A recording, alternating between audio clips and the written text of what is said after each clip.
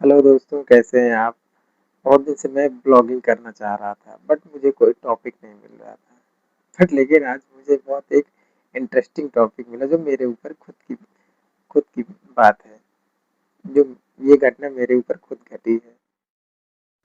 मैं जिस हॉस्पिटल पे काम करता हूँ वहाँ वहाँ मुझसे एक मेरे साथ एक बहुत इंटरेस्टिंग घटना घटी।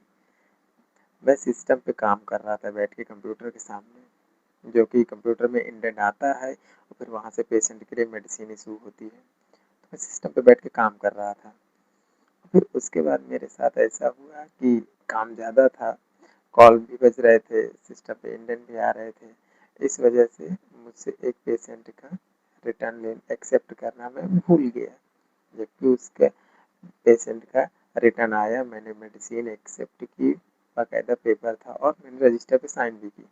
बट सिस्टम से मेडिसिन एक्सेप्ट करना मैं भूल गया, जिसके कारण दूसरे दिन क्या होता है, दूसरे दिन ये वो पेशेंट पेशेंट के अटेंडर रिटर्न वापस आते हैं और पूछते हैं कि जो मेडिसिन हमने रिटर्न डाली थी उसका पैसा इसमें क्यों ऐड है बिल में।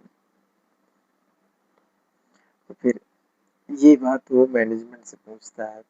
फिर मैनेजमेंट मेरे एचओडी को कॉल करते हैं, इन्फॉर्म करते हैं।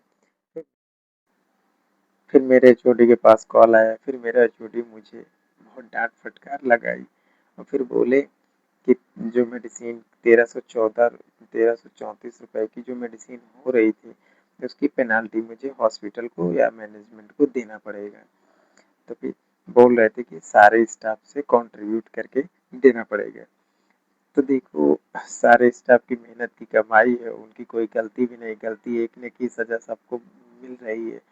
तो मैंने सारे स्टाफ को मना कर दिया कि आप लोग पैसा मत दीजिएगा, सारा खर्चा सारी पेनाल्टी मैं वापस करूँगा। तो अब कल मैं जाके ना वो पैसा 1334 मैनेजमेंट को दूंगा जाके। फिर आगे की बात आगे बताऊंगा।